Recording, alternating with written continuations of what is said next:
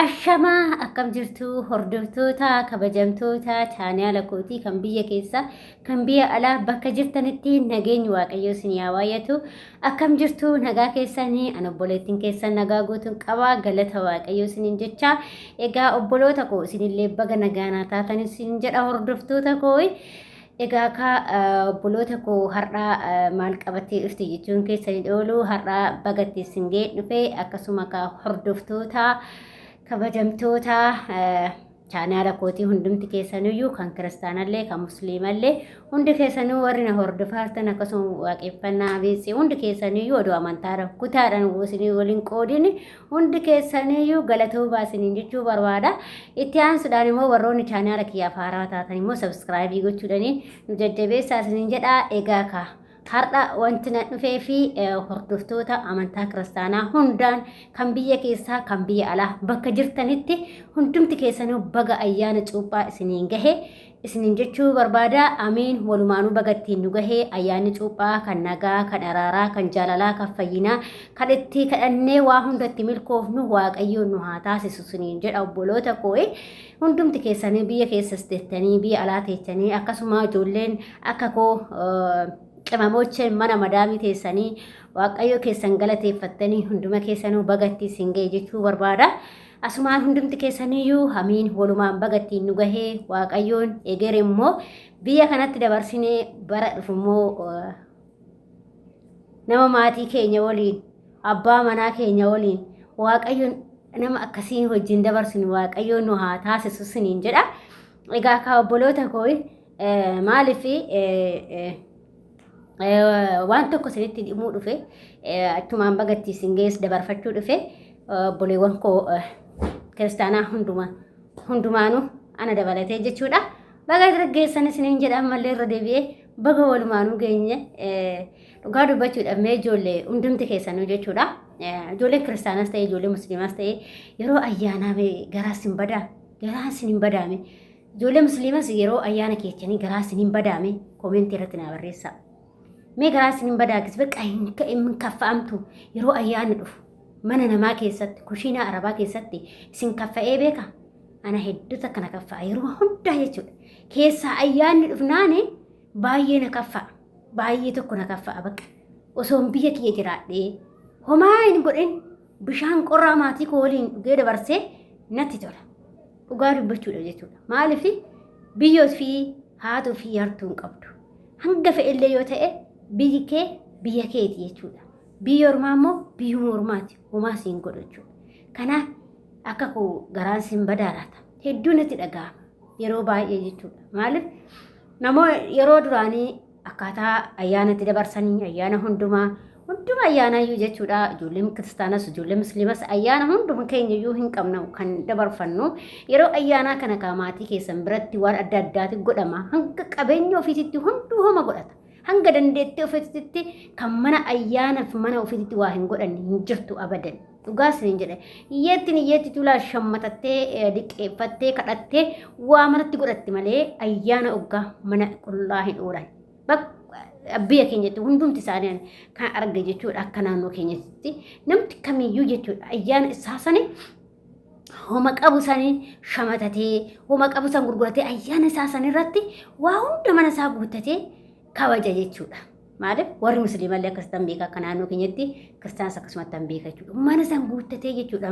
Maa hin dhabne itti liqeeffatee itti gurguratee waan qabu san godhatee uffata ofiitis uffatee akkasuma immoo ayyaana ofii mana ofii keessatti waa adda addaa haga danda'amutti jechuudha. Dhiibbaa osoo hin taane akka abbaa qabeenyatti akka ebeluutti sirbinaa morma nama jallisa jedhamutti yeroo Oromoo osoo akkas hin taane haga dandeettii ofiitiin jechuudha. Hundumti homa godhata. Hundummoo mana haadha ofii dhaqa beektanii mana irra baay'ee yookiin immoo mana irra abbaa dureessaan hin dhattu. Osuma aguma fe'illee qabaate manuma haadhaaf abbaa keetii san yoo akaayillee akaawwatan yoo waan qaban waamasii godhanillee manuma haadha keetii san oolta jechuudha. Bakka hedduu sitti tola maaliif gammachuu haadhaa fi abbaa keetii hedduutu akkasitti osoo jechuudha. Maaliif bakka hingaa ka haadhaaf abbaa ofii jechuun beekwaan garuu jechuudha. Maaliif bakka si gammada bakka keessi gammada jechuudha. Garuu gaafa biyya ormaa kana dhufnu immoo waa hedduutu nuti afoo dhufa. Osoo biyya koo jiraadhee osoon biyya koo jiraadhee har'a obboloota koo wajjin maatii koo wajjin firoottan koo wajjin akkasuma immoo mana amantaa kootii deemee waaqayyoo koo galateeffadha jedhee hedduutu akkanatti dhaga'ama jechuudha. Bakka baay'ee yeroo inni keessattuu yeroo biyyarraa laayivii minaaminni yeroo darbuu yeroo ayyaanaa laayivii minaaminni hin dabarsuu argaa jirtanii gara feesbuukatiin gara tiiktokitiin akkasuma viidiyoota adda addaa waraabanii gizee gallakkisanii akkasuma namoonni yeroo beeta kiristaanii fi bakka fataa jedhanii deeman isaaf malee bakka fataa jedhanii deemanii waaqayyoo fi galateeffatanii hedduutu akkanatti dhaga'ama jechuudha. Hedduutu akkanatti dhaga'ama. Maaliif osoo illee akkas ta'ee jedheetan baay'ee tokkoon ofitti gadda. Garuu waaqayyoon guyyaa qaba waan ta'eef obsaan dabarsuu qabna. Waan hunduma isaayyuu gaafa obsine inuma nuu dabarti. Obsu malee ilmi namaa wittiin bahu. Kanaaf obsa nu gaafata. Obsuu qabna. Waa hunduma isaayyuu jechuudha obboloota koo. Akka garaa nama ta'e osoo hin ta'in obsinee darbuu qabna. Kanaaf obsaa hundi keessaniyyuu uumamatti guyyaa tokko nuu darbuuf jira. Kanatu natti dhaga'ama jechuudha. Maaliif yeroo ayyaana kana kaasilaa maatiidhaa hin bilbilaa miti gaafa maatii keessaa bilbiltanii maatii keessanii warra heerume yoo ta'e malee warri heerumin immoo dhufa hundumtuu bakka hojiitii dhufee maatii keessanii biratti galaa hundi isaanii maatii keenya biratti galaa miti. Yeroo immoo si keessaa si dhaban hangam tokko garaan maatii keessattis haadha si dhalte fa'a abbaa si dhalte fa'a baay'ee tokko garaan isaanii immoo ma'a. Dhugaa dubbachuu jechuudha waanuma argaa jiru hedduu takka jechuudha. Rabbi garaan isaanii hin muummaa jechuudha. Haguma fe'illee nyaatanii quufanillee siin irraanfatan. Dhugaa maatiin keessin irraanfatu jechuudha. Haguma fees ta'u. Keessattuu haati si deeche si irraanfattu. Abadan. Innaa hedduu itti dhaga'ama rabbani maal akka ta'e hin beeku.